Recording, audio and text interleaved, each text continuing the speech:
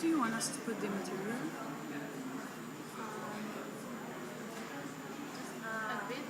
Under every, like, they provided, like you did yesterday.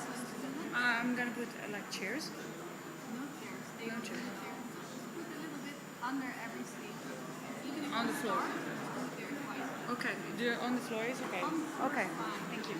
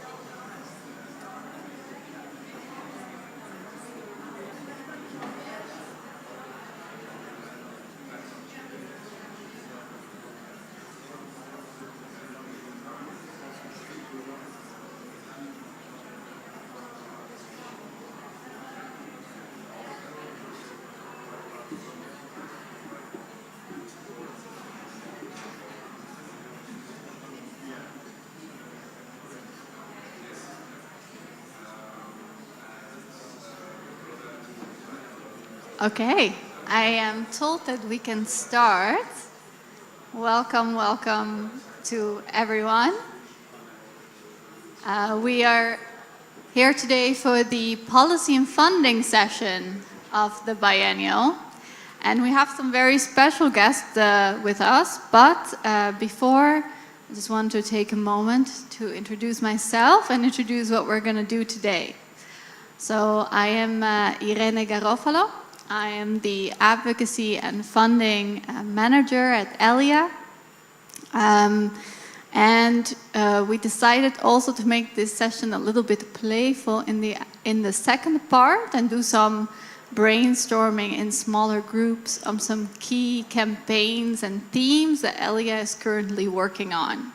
So prepare yourself mentally for that, to be participative. But before we get there, we're going to do a panel discussion. We have some great guests. So the panel, we will focus on the EU specifically. I know not all of you are in the EU, but it's been a time of big changes because in June, you might know, you might have followed, you might have voted. We elected a new European Parliament, and the next step is that there will be a whole new set of European commissioners. And so usually when that happens, also kind of the priorities and the course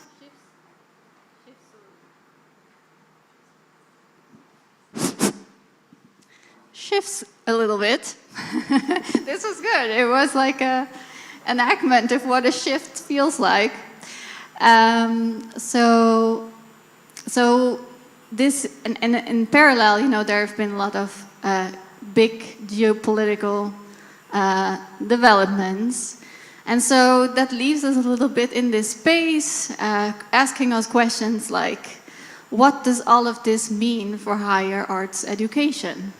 All these changes. And, you know, how will they impact us? But also, where should we get involved? And also, what could we have to offer in the sphere of policy and funding, of course, for now. So this is a little bit of a very short contextualization. And without further ado, I would like to welcome our guest today. And one of our guests is online, and I can't see her yet, so I'm asking the technicians if... wait, I will first show you their names on the slide. There you go. It's Vanessa Debiais-Sainton. She's head of Unit Higher Education of the GGAAC, which is responsible for, among a few things, but very importantly, education and culture of the European Commission. And we also have right next to me Lars Ebert, Secretary General of Culture Action Europe. Yes, we see Vanessa. Welcome. Welcome Hello. so much. Thanks for joining us. Happy to be with you. So the question also to Vanessa and Lars is, what do you think, we should be looking at as a sector, as higher arts education institutions for these next few years? What are developments that are going to impact us? Maybe also opportunities that are coming up for us? Can you give us a little bit of from your perspective, your thoughts?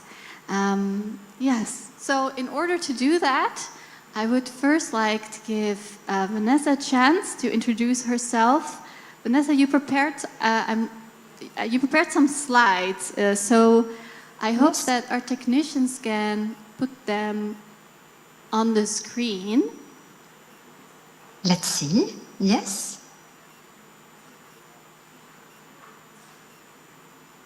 I'm not seeing them yet.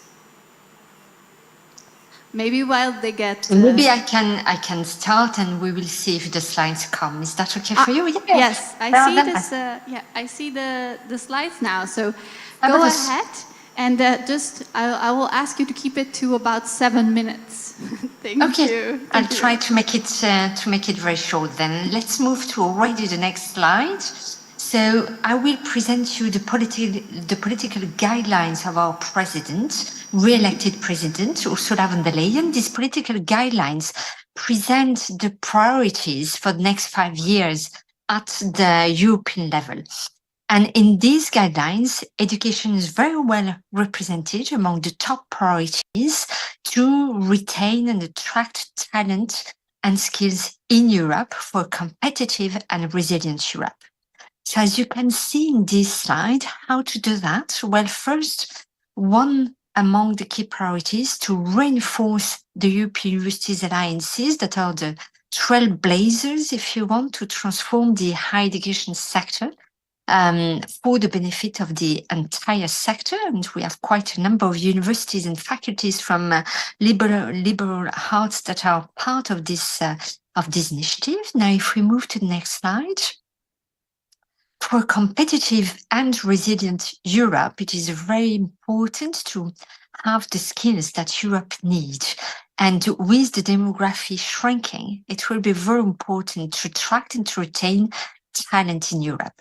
So that is why our president wishes to establish a union of skills. And of course, the higher education sector as a whole will have a key role to play in developing the competencies and the skills necessary for people to thrive in society. The next one is that we have identified some skills gap, and there is very important. You can move to the one where you were on the STEM education strategic plan. So no, the one before. Doesn't matter. So basically, it was the one before, but doesn't mind. So basically, we will work towards a STEM education strategic plan. Why? Because we need to maintain and develop the strategic autonomy of Europe in a number of strategic sectors. And what we see is that in a number of these sectors, like clean technologies, like artificial intelligence and others, where we need Europe to that is currently lagging behind to really, reinforce its strategic position. We need more competence and skills in these domains. We have excellent scientists, excellent engineers in Europe, but we are lacking some of them. So that is why we are going to develop a STEM education strategic plan with a STEAM approach.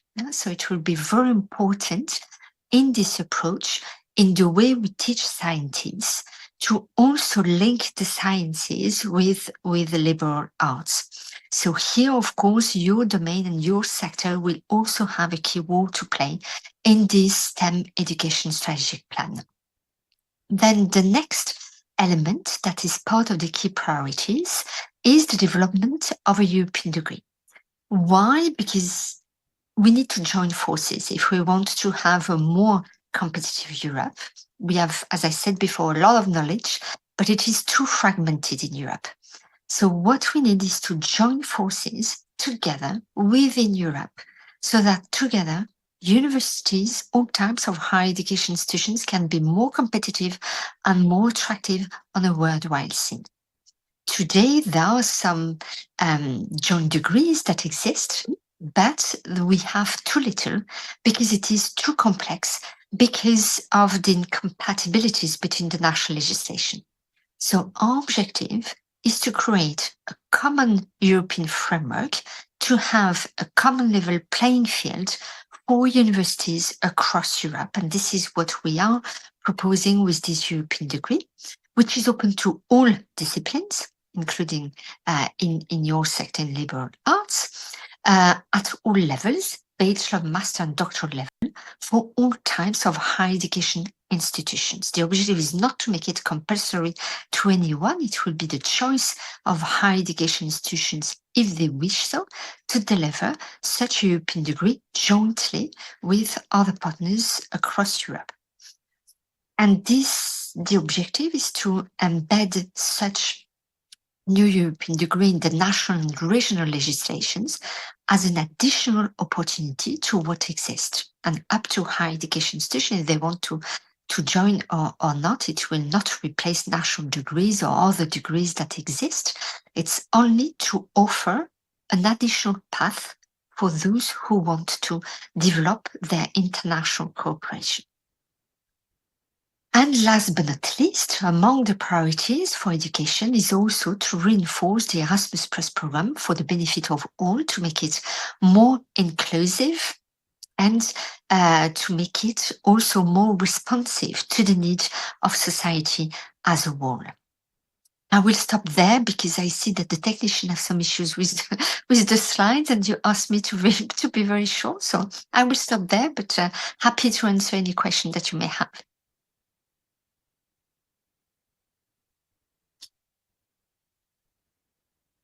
Hello? Yes, sorry, I had a microphone problem.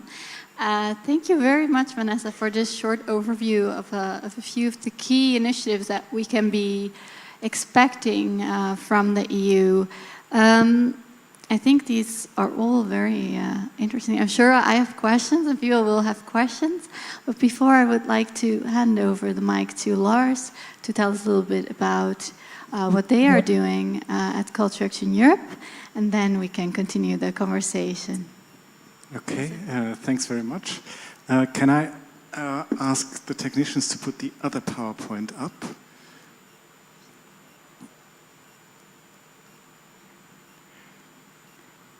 And meanwhile, I can just start without slides. First of all, thanks for the invitation. It's wonderful to be back. Just a very personal note, that doesn't count to the 7 minutes, by the way. I feel this is for me like a little bit of a homecoming because, I mean, Irene introduced me as Culture Action Europe, and that's absolutely true, but I don't know when my last ELIA conference was, but my very first job in life was working for ELIA and being at these biennial conferences, and now being back and seeing a lot of familiar faces is a wonderful experience. And still, no PowerPoint, so I'll just go from the tip of my mind. I'm not so sure if all of you know Culture Action Europe. There we are. Culture Action Europe is a network, just like ELIA is a network, and in a certain sense we are a meta-network because we are a network of the networks. And ELIA, just like the AC, who is also represented here, and many other networks are a member of ELIA. We have 250-something members, of which 50 are transnational cultural networks, European-wide networks. Almost 80 are national umbrella organization of the arts and arts education. Our main purpose in life is to advocate for better circumstances of the cultural sectors, mainly towards the EU institutions. So I think it's very fitting that, thanks to Vanessa, I'm also speaking here not only the EU institutions, also the Council of Europe and also the UNESCO, but our main focus is the Commission, the Parliament, and the Council. I'll skip a few slides because 7 minutes is short. If I talk about advocacy, we do, of course, the typical network stuff. We engage in capacity building in conferences, in workshops, in all kind of formats. But one word I want to mention specifically, which is decoding. One of our most popular newsletters for members is called the Brussels Decoder, where we decode Brussels language into normal human language so that our members can understand what is being discussed in the Brussels bubble at the moment. And on the other side, at Advocacy, you see encoding, because we also see that we need to translate what we see as normal language amongst us into the bubble language of Brussels. So there's a lot of translating being done back and forth. And then, of course, we've got projects, and we try to share the knowledge. We've got 4 short and mid-term advocacy priorities. The first one is the strategic framework for culture. We've been writing these priorities before the summer, before the EU elections, and before the new commissioner for culture, the designated new commissioner for culture, is all about the culture compass. In the old days, that was called the framework. Now the big buzzword is that there will be a cultural compass. And I think we should all focus on it, including the educational sector. Because how we read it, this cultural compass will be a substitute which comes as close as it gets to a cultural policy for Europe. As you know, Europe doesn't have a cultural policy. There's a new agenda for culture. There's a work plan for culture, which are somehow substitutes of culture that are the competence of member states or even on a lower level. But the strategic framework of culture could give, or the compass could give, that orientation where culture is rooted in other policy areas, such as health and well-being, but also education. And that might become really important because education and culture are not together anymore under one commissioner. There are 2 commissioners now. Still feels a bit weird because education and culture is, in my understanding, I can't think them separately, but here we are. So it remains to be seen how that develops, but I think we need to be vocal about that. Then, of course, funding. Vanessa mentioned the Erasmus program. We are very concerned about the Creative Europe program. Overall, we are concerned about the amount of funding available for the arts and culture. We think to aim at 2% is ambitious yet feasible. One of our, which would we claim, of one of our advocacy successes during the pandemic was to advocate for 2% within the recovery and resilience funds that the member states got raised from the stock markets, by the way, as a little example how the EU could finance themselves. So it was possible 2% for the arts, so we think it should be possible in the overall budget. Working conditions in the field. We are in a precarious working environment wherever we look. We are doing research about it. We have data about the precarity of the sector. There are opportunities in the policy realm at the moment. The European Parliament has launched an own initiative report last year. The Commission is acting on it. So the first period of the new Commission will be very interesting to see whether we can adopt frameworks that improve the situation for cultural workers. And then, of course, AI and digital shift. We've got a very active action group on that. We are following the implementation of the AI Act closely. We are part of the high-level roundtable there. And we expect a lot of quick movement. I want to go back before I close. To build a little bridge with Vanessa. Vanessa has been speaking about the European degree, which would not replace national degrees, but which would be a distinct, I guess, you didn't mention it, Vanessa, the distinct competitiveness feature of Europe. Competitiveness is the big buzzword at the moment, and I think in parallel we could think in the cultural realm as well of a cultural policy of Europe that is not in competition with national policies, but that would support a distinct European aspect of art production.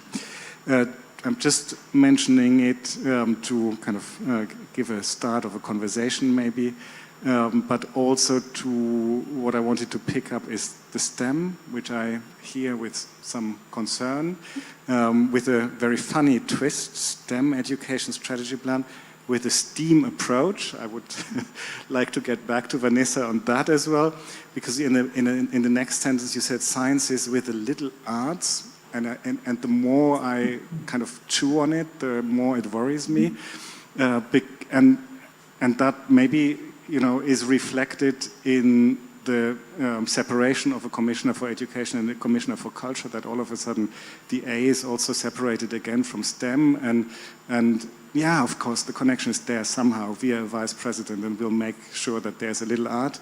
But I think we should really talk maybe now, today already, how we can foster in this new political configuration stronger bonds that are maybe more systemic and do not allow for slips, so to speak. And before I end, I just want to quickly draw your attention on our very recent report that we've launched, the State of Culture in Europe report, which we wanted to do as a little exercise to see where arts and culture stand at the moment.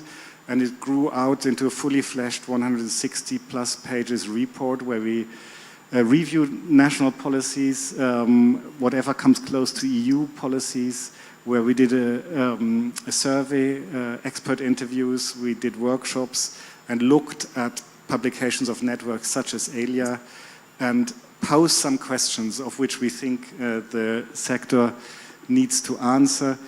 This is my last slide, mainly our position, and I include in the cultural sector, of course, higher arts education now, our rather responsive role in the light of big developments in the world and also policy developments, our rather short-term focus on survival and other aspects, our thinking that is more informed or maybe formed or generally in our being. Meanwhile, we are more calculating than imaginative, although we are the arts field. We've been living through 20 years of a neoliberal paradigm, so Excel sheets are closer to our hearts than experiments. That comes, of course, because there's a lack of trust in our sector, in the unpredictable. Policymakers and funders want us to show them that what they invest generates a return on investment, whereas what we actually have to offer is compelling images of a new future that might be much more sustainable for the development of our societies than thorough bookkeeping. And I keep it to that. Please read it. It's on our website. Thank you, Lars. Thank you very much. I think it would be nice to see Vanessa back on the screen now. So you dived right in because you said, you right away mentioned the STEMs team conversation, which is we've been also really active in at ELIA, which is, it is about the role of arts education in interdisciplinary settings. And I think since you have posed this issue so clearly, I would like to give Vanessa a chance to maybe explain a little bit better how in the upcoming framework, such as this STEM framework, but also in new developments such as maybe the European degree that the European Commission is pushing forward, how she would see the role of arts academies, of higher arts education in interdisciplinarity. I am still not seeing Vanessa. Can you hear me though? We can hear Yes. you, so please. Very well. Yes, now we can see you too. Yes, would you like to elaborate a little bit on that? Yeah, of course. So the first thing is that the STEM education agenda would start at school education up to higher education, because we need to start learning that at school with a STEAM approach, meaning that it's important to associate sciences with arts and other disciplines, including social sciences, etc. So we don't start from scratch. We are funding many Erasmus Plus projects in this field, including STEAM coalitions. So we will build on the outcomes of all these projects to feed into this EU STEM education plan. Now, when it comes to the European degree, we want it to be open to all disciplines, including in arts. And actually, we have a European University Alliance in arts, FilmEU, that has been very much active in piloting this European degree. So you see that we are very much fond of arts as well, not only of STEM, but also of arts. The European degree the objective is that it is not restricted to European Universities Alliances. The objective is that it is open to any higher education institution that wish to take that path. The objective is for your institutions in the field of art to combine their knowledge with other institutions in other countries to offer a top-notch degree, to be well prepared for the future. Yeah? So that is the objective.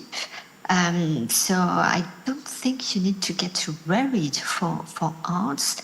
Erasmus Plus, the Erasmus Plus program has always been bottom-up, and it will continue being bottom-up. It's important to prepare all graduates in all fields for a brilliant future.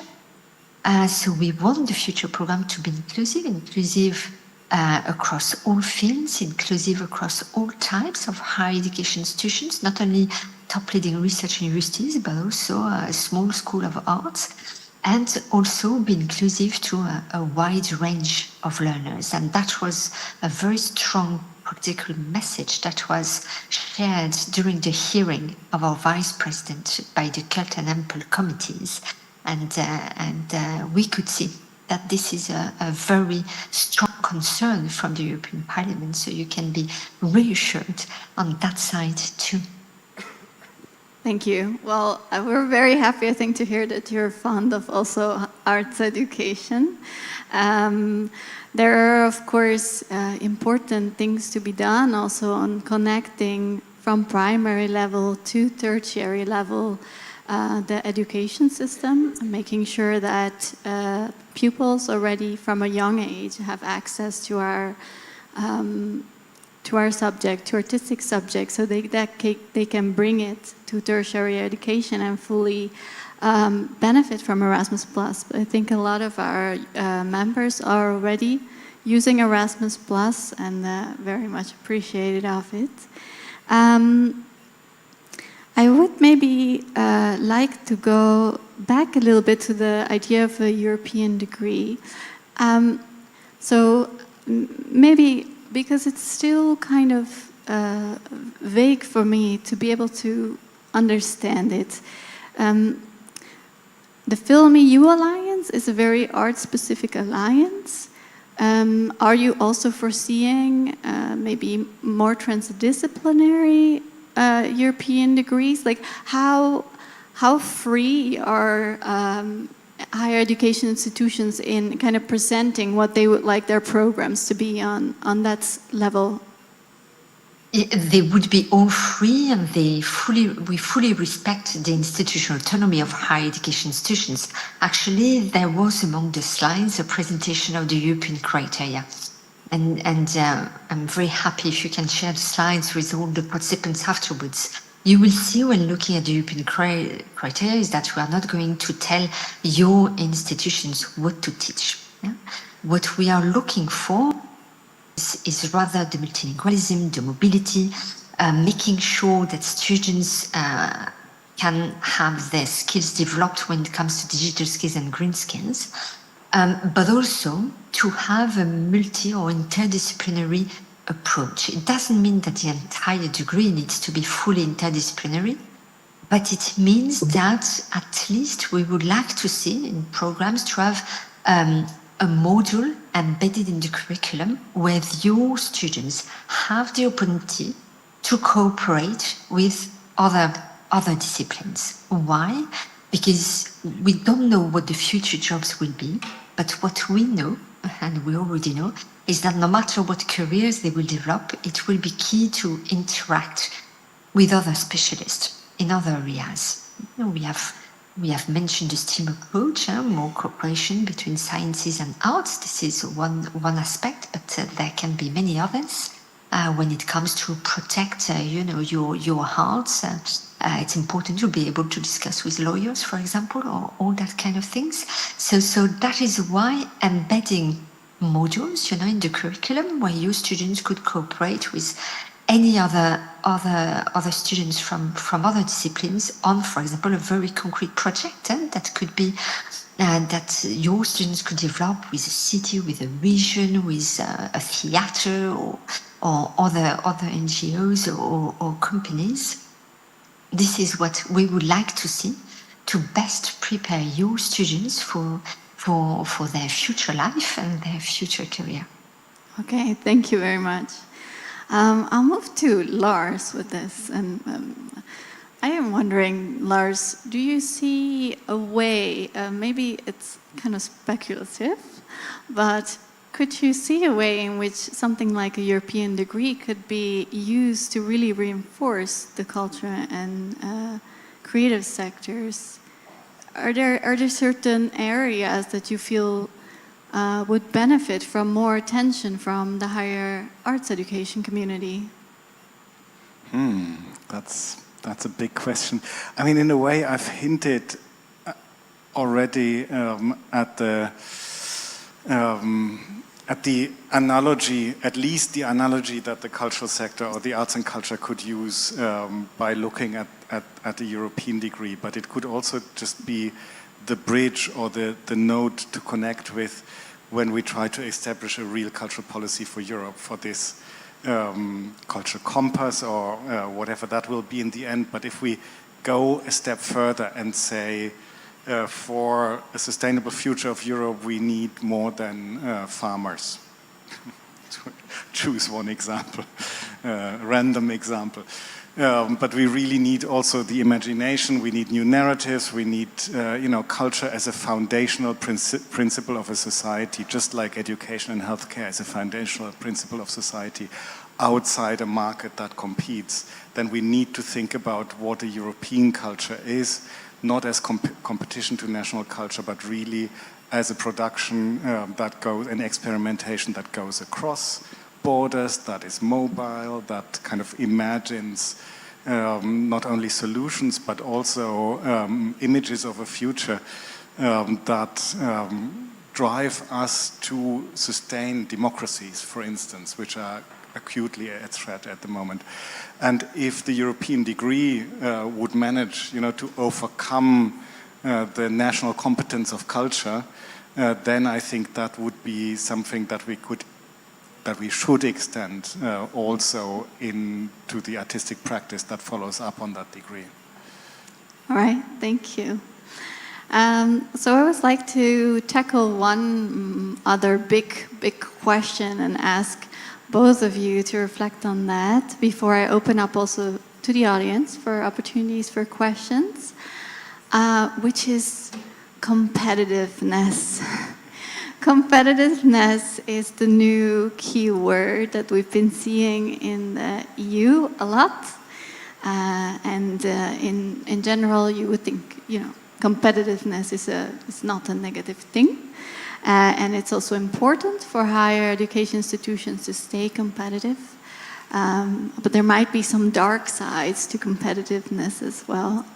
So first of all, I wanted to ask Vanessa, if you could explain a little bit how you expect this focus on competitiveness to relate maybe to the university strategy that the EU has, whether this will be also found in Erasmus Plus in the coming years. Could you give some reflections on what we might expect and if it has some direct consequences on the type also of funding we've been requesting from the EU and opportunities that we will get? I hope this question is clear. I think I made a bit of a word around there. Yeah. So basically, we want Europe to be more competitive, and this encompasses all the different sectors, you know, across all the policies. So it will have an impact on all the policies and all the sectors. It is clear that in the field of education and skills, what we want is that Europe can benefit from the best talents across the fields to be more competitive and resilient. So, so that is why all the funding will be, of course, directed in this direction. But for Europe to be competitive, we need talents in all the fields. No, it's not only in STEM. So we need talents across the fields. So I don't think you need to feel threatened or you know, worried about it.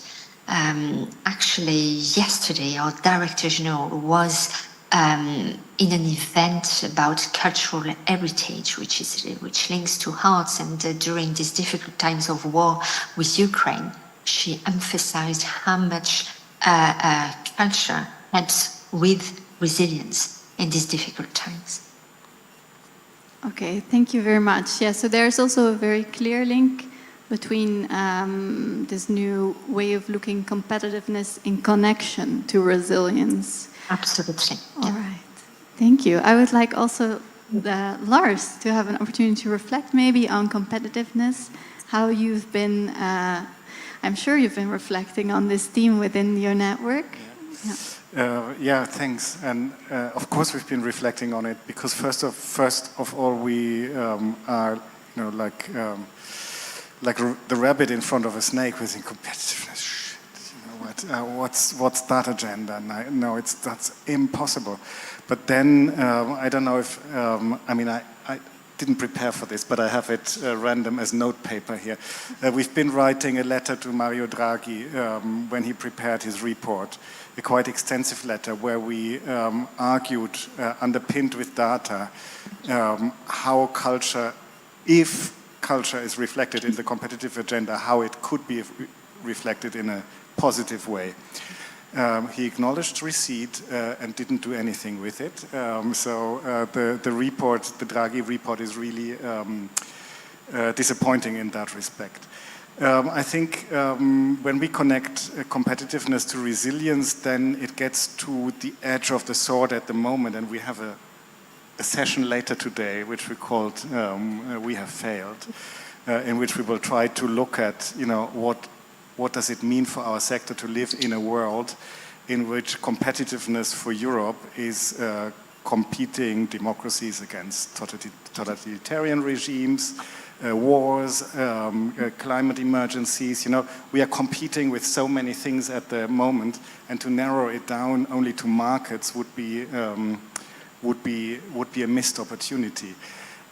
If we narrow it down to markets and we want and we take culture serious, then we need to see that all data that we have prove that every euro invested in arts and culture gives 11 euros return on investment.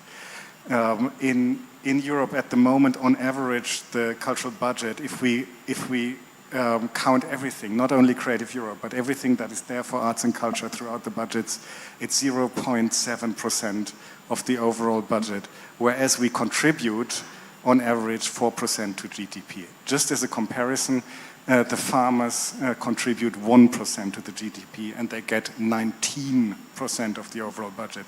So if we talk about competitiveness and we want to talk economic competitiveness, let's look at the facts and see what we need to compete with Netflix and co.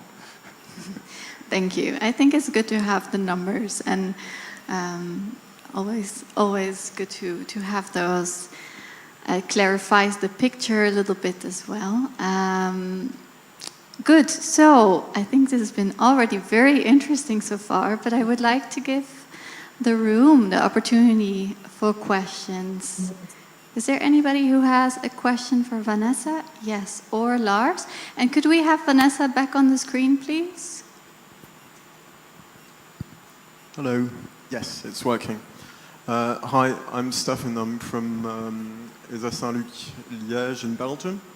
I had a question concerning the European degree program and whether the final intention is to improve the attractiveness of European degrees worldwide, or whether it's improving the skill set of our students. So that would be the first part of the question, which I suspect the answer is going to be both. But the second part would be, how about funding? Will there be a separate funding stream for European degrees? And what about languages? Because from my understanding, the European degree has to involve at least 2 different countries from the EU, meaning that generally the common working language is going to be English, apart from a few exceptions. Is that taken into account also in for instance, the funding stream, that in order to create degrees in English, I know that in a lot of European countries they're already there, but coming from a French-speaking part of the world, I know it's not always necessarily the case either. Will there be structural funding to support the transition of our admin teams, of our teachers, etc., towards a more integrated European higher education area? Thank you very much. I think this question is for Vanessa. Okay, thanks a lot. It's several questions in one. So the objective of the European degree is to join forces. It's for your institution to deliver a joint program, to deliver knowledge and competencies that you could not do it alone. Because what we are looking for is to bring this complementarity. If I take the example of artificial intelligence, for example, the higher education institutions in Europe, even the best ones, they cannot compete with other parts of the world. We have knowledge in Europe. We have excellent researchers, but it is too much fragmented. And universities in Europe are too much competing between themselves. Whereas the objective is that instead of competing between themselves, they cooperate more between themselves to compete with the rest of the world. So that is the objective of this European degree, to deliver attractive degrees, to retain talent in Europe, and also attract talent in Europe. We want Europe to be a magnet for talent. Why? Because demography is going to shrink, and we have studies showing that the key element to retain talent in a city, in a region, in the country, is to offer attractive education training opportunities. And what students want is to develop, acknowledge knowledge that will allow them, to develop personally and professionally. So that is our objective with this European degree, and of course to get the skills and competencies that Europe needs for both competitiveness and resilience. Now, this European degree is a policy instrument. The objective is to make it easier for universities by having a degree based on common European criteria without any additional national criteria on top. Because today, what is hampering these joint degrees is because each country have different national criteria, which makes sense in a national context. But the national context is different, but it is hampering the transnational cooperation. So we want to put in place this common level playing field so that your universities can choose with whom they want to cooperate independently from the different national legislations. Which leads me to the language. Why? Because language is part of the 50 barriers that have been identified by the pilot projects.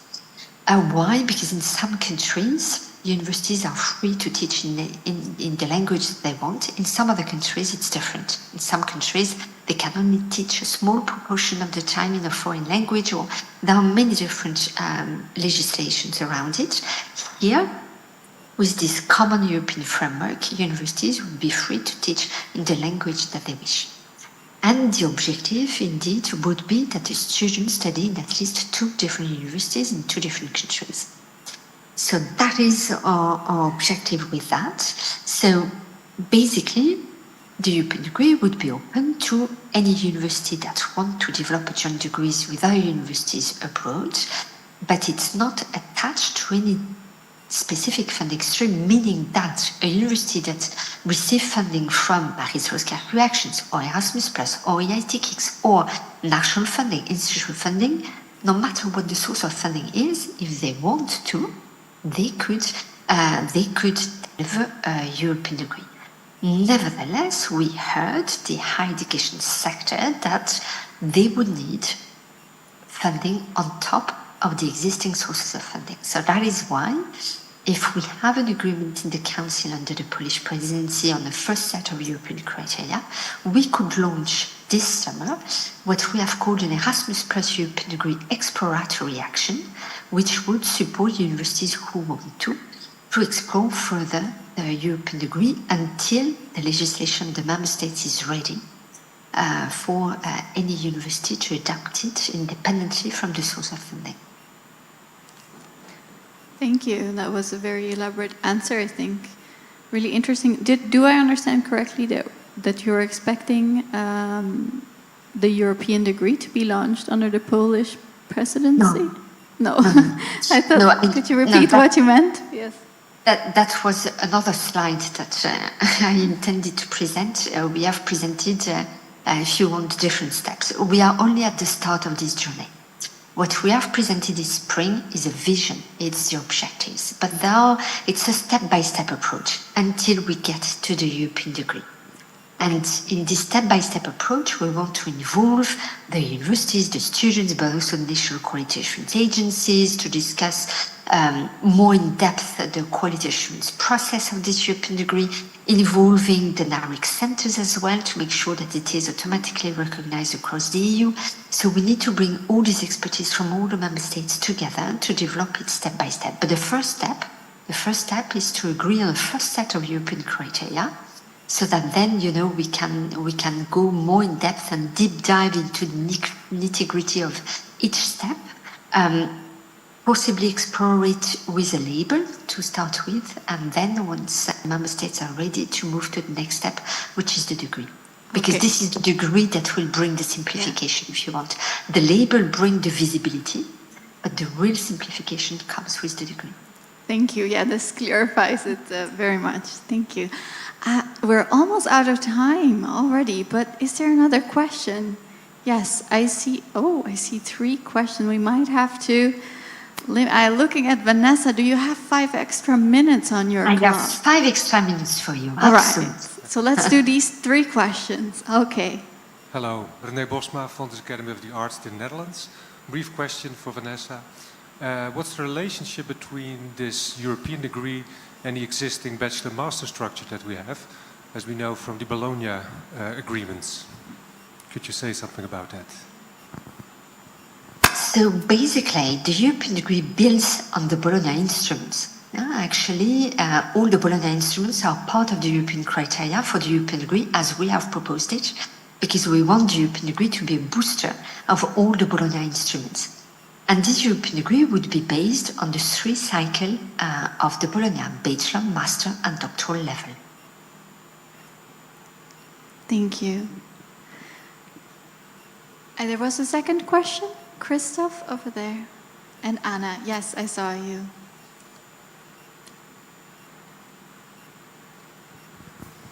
Good afternoon. I'm Christoph from Zurich University of the Arts. It's a question for Vanessa. We have an EIT-funded project on AI-powered skill matching. And it's not without pleasure that I see that skills play an important role also on your slides. Could you elaborate a bit, what is the main narrative why the European Union thinks that skills are key when we define our future? Well, basically Europe needs, if we want a competitive and resilient Europe, we need skills, and we need skills including in strategic areas where Europe is lagging behind. And I gave the example of clean technologies and artificial intelligence, but the world is developing quite quickly. So today these are the sectors, but tomorrow it may be in other sectors. So basically we need to develop all the skills and competencies that the graduates need for the future, and where Europe needs as well. And we need art. among the skills, you know, for a prosperous society. Yeah? So you need to understand skills in a very broad sense. You know, we need all the skills that a society needs to be prosperous, resilient. Thank you, And Vanessa. we need arts as well when it comes to the design, you know. One of the strategic priorities, the new Bauhaus. We need arts when it comes to architecture. We need arts in basically all sectors of the economy. I can think about house. I can think about, you know. So you can think arts in a very broad sense, you know. Thank you, Vanessa. And I think this is also very interesting. Maybe just to mention that ELIA has also been really active in the skills and competencies area. We've been doing a project that is an Erasmus Plus Blueprint Alliance. It's called Cyanotypes with a few of our members and other partners. So we're very happy to share also the results of that project with you in the coming months. And good. So I would like to give then the word to Anna, who had another question. Thank you, and thank you for the panel members to be here. It's a great opportunity to be here with Lars and Vanessa. And I would like to go back a little bit. And my question goes to Vanessa again. I would like to go back to the STEM discussion. My name is Ana Teles. I'm coming from the University of Évora in Portugal. And I'm the chair of the working group Arts in Education at ELIA. And the question of STEAM is very important for us. We've worked a lot towards a paper, an advocacy paper about STEAM. And if I recall correctly, you said that we need to have a resilient and competitive Europe, and that STEM disciplines were fundamental for that, but with a STEAM approach. Yet Lars came into the discussion and gave us very concrete data concerning the competitiveness of the cultural sector. So I would like you to elaborate more on this topic. I mean, what does it mean, STEM disciplines for competitiveness with a STEAM approach? What exactly does that entail? Thank you. Thank you for your question, Anna. I'm going to ask Vanessa if you can answer the question, and also if you have any final statement that you would like to make, you can attach it. So then we wrap up with Lars. Yes. Well, you are the experts. I don't pretend that I am the expert. So basically, we are going to launch, if you want, a wide consultation to build this EU STEM education plan. And what we mean by that is that in a STEM curriculum, we need as well arts in the broad sense. And this is what we have learned from your paper. This is what we have learned from many Erasmus Plus projects. I was mentioning, for example, an architect that will design greenhouses. You need arts as well to design beautiful houses. You design cars, you need arts. You need art in many together to be associated together with sciences together. I participated, for example, it was very interesting to a performance of musicians, and it was interesting to see how they used artificial intelligence, for example. So all this interdisciplinary approach is beneficial to all disciplines. So now how to embed it into the curriculum? Of course, we are not going to at European level to tell you how to do it. We see our role as facilitators. We want to see where are the blockages and how we can facilitate your work. And this is how we see our mandate.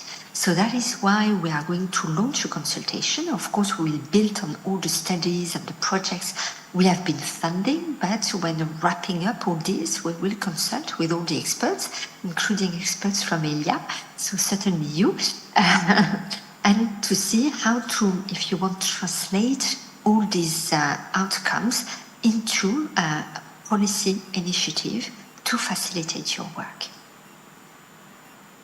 Thank you very much. I would like to just turn to Lars for a moment and ask if you have anything that you would still like to share before we wrap the panel, some final thoughts.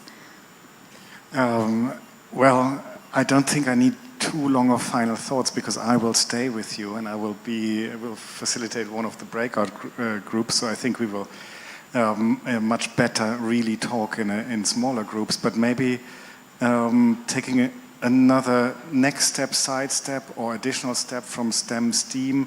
I think we haven't talked about research yet in this respect. I mean, the new European degree, as Vanessa has mentioned, is master PhD level. So there is some kind of convergence in our agendas, I would say, because for me, the STEAM conversation is very much connected also to the recognition of arts-based or arts-driven research practices within wider scientific teams. And that, of course, from my side of the advocacy agenda, is also an indicator of the arts playing on a level playing field with others. And in that sense, I think we must make sure that education, research, and the arts are not separated. And even if they might look separated in the policy portfolios at the moment, we must do everything to stay close together, because research shows that only together we can kind of push forward for the recognition we are longing for. Thank you. Thank you. So I hope you enjoyed all this panel, and I certainly did. I want to very, very warmly, sorry. I want to thank you, Vanessa, very, very much for sharing your time with us and sharing what is going on in the EU and what we can expect. It's been super informative, and we hope to see you again soon. And Lars, as well, thank you very much for sharing all the great work that you've been doing at Culture Action Europe, and we continue the conversation in a moment. So now we say goodbye to Vanessa for now. Thank you.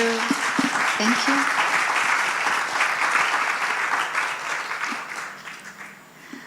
So now we move to the interactive section of our session. A little bit shorter time, but I thought it was good to have a chance to first ask Vanessa some direct questions. So I will ask the technicians one more PowerPoint. It will be a very short one. And it is the one from the beginning, please. And in the meantime, I will explain what's going to happen. So, perfect. Oh, that went very smoothly. Right, so we move right in. So I'm going to stop at 1 second. So I've asked various persons that are now in the room with us if they would like to facilitate a small group discussion about one of the key themes and campaigns that ELIA has been working on in advocacy. Because of course, one of the things that we try to do is to bring the policymakers and the experts in the room with you, so you can have a conversation with them. But we're also doing other more like immediate advocacy actions, trying to influence policy or trying to bring to develop even certain ideas that can be useful in the realm of policy and funding, and that really make sure that the needs of higher education, higher arts education, are met. So what I will introduce now 6 different topics that you can choose from. And the idea is that you just have a very informal brainstorm about it. It's also an opportunity for you to tell us what you think is important and what we should be doing with these topics in the next year or so. I did say sum up because we work on a lot of different topics, and so these are the 6 that we've selected for today. I'll try to be a bit quick.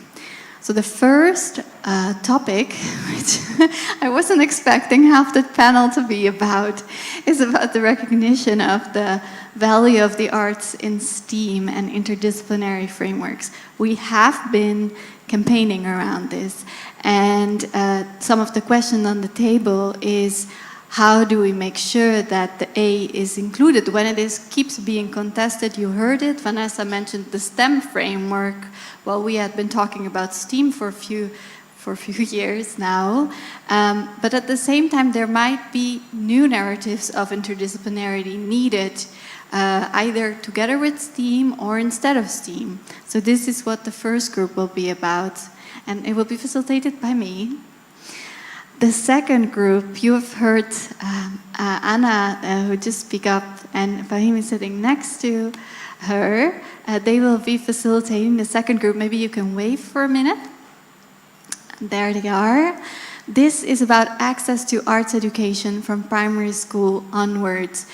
And of course, this is very important because that is what brings the students to higher education, the whole pipeline, let's say, and connects to the STEAM topics. So if you feel strongly about keeping discussing it in that group as well, I'll leave it to you. But I guess the question there is a bit broader, and it's also about the different regulation system that we have in Europe that are a challenge for us when we think about having arts education as a formal part and a recognized part of the curricula in schools, and even if you move a step further, how that impacts teachers. So that's the second group. The third group is with Lars. So one of the things that we have been collaborating on with Culture Action Europe is on artistic freedom and organizational autonomy. These are really important concepts that are felt as being more and more under threat around the world, and also in Europe. We have to face it also in Europe. And so the question here is, you know, can we do collective advocacy that helps higher arts education institutions become more resilient in the face of this? And it also kind of relates to budget cuts and uncertain political futures. I won't go further. You can discuss it further with Lars. Then group number 4. Group number 4 is a group that is very dear to us. It is connected to our UAX platform, which aims to support the higher arts education community in Ukraine. Because this is the policy and funding session, this group will look at how these activities around supporting higher arts education community in Ukraine can be translated into policy actions. And we have started participating in conversations around recovery and reconstruction, for instance, at UNESCO level. And this is not something we are, it's kind of new for us. And so, but it might be also something that we could learn from and implement more in the future. And so I would really invite you to join also this group, which is facilitated by Lisa Priatko, who is ELIA's UX Platform Coordinator, and Nina Araya from Kiev Municipal Academy of Circus and Performing Arts. Maybe you can wave. They're in the front. Okay. And then we have 2 groups that are about a similar topic, but they're not discussing exactly the same questions. And it is about the next European framework for research and innovation. This is a big deal in Europe, in the EU, because a lot of funding will be made available, and it will decide a lot of the key priorities in the area of funding. Even though it only starts in 2028, the debates and the negotiations are very much happening right now. And so in ELIA, we have set up a task force that is trying to collect and fine-tune what our position can be. And then we will take that and translate it into concrete action, in which we hope also to work with our partners. We have a lot of partners also in the room that we work together on research topics. So that would be the next step. But first we need to understand, what do we want as higher arts education institution? What's important for us? So there will be 2 groups on this. The questions here are not exactly the questions you will get, because they were changed a couple of days ago and I hadn't had time to change it, but they're really good questions. The first group, I think, is by Beate Bokke. And the second group is by Veerle van der Sluis and Florence Balthazar. They're there. So this is it. We will do the groups. We do 1, 2, 3, 4, 5, 6. Find your facilitators. There's a very Here is kind of your instructions. Find a group, find your facilitators, get a chair, put it around the big sheets of paper that you see in the room. There are pens, there are markers, and brainstorm together around these topics. And there will not be a reporting back because of time. Go ahead.